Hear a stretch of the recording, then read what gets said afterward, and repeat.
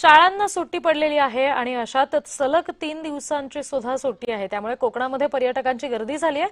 मुंबई आणि पुण्याला रायगडचे समुद्र किनारे जवळ असल्यामुळे मोठ्या प्रमाणात मुंबई आणि पुण्याचे पर्यटक रायगडच्या समुद्र किनारी दाखल झालेत। रायगडमधील अलिबाग, मुरुड, काशीद, श्रीवर्धन, दिव्यागर समुद्रकिनारी पर्यटकांची गर्दी पाहायला मिळते।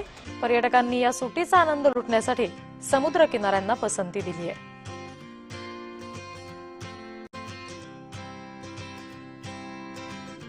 आम्हाला येऊन 2 दिवस झाले आहेत, तर 2 दिवस पासून आम्ही इथं आहे, तर आम्हाला खूप छान वाटतंय। तर माझं एवढंच म्हणणं आहे की लोकांना कसं उन्हाळ्याच्या सुट्ट्या आहे, खूप गरमी आहे, तर एक कोकण साईडला फिरण्यासाठी हा एक बेस्ट प्लॅन आहे।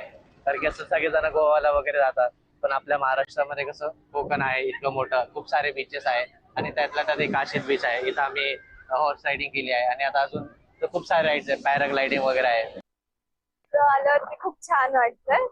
तर आम्ही खूप सारे राईड्स करणार आहोत। आता हॉर्स रायडिंग केली आहे आणि पॅराग्लायडिंग पण करणार आहोत आणि सी फूड ऑब्विसली ट्राय करणार आहोत। कोकणला आले तर केलंच पाहिजे। तर हो सर, खूप एन्जॉय करणार।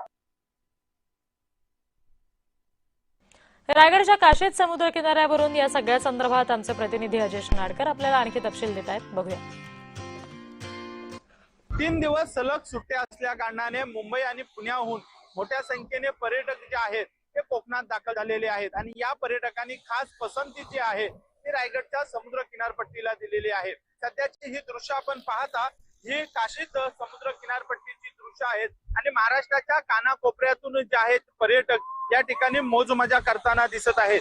या ठिकाणी असणारे वॉटर स्पोर्ट असतील, त्याचबरोबर घोडा सवारी असेल, उंट सवारी असेल किंवा बाईक राईड असेल, याचाही आनंद या ठिकाणी पर्यटक घेताना दिसत आहेत। अलिबाग असेल, त्याचबरोबर श्रीवर्धन असेल, मुरुड असेल आणि दिव्यागर असेल, या ठिकाणीही मोठ्या संख्येने पर्यटकांची जी गर्दी आहे ती पाहायला मिळत आहे। एकीकडे उष्णतेचा वाढता पहारा, त्या वाढत्या पहाऱ्यामध्ये, त्या थंडगार समुद्राच्या पाण्यामध्ये हे पर्यटक आनंद घेताना दिसत आहेत।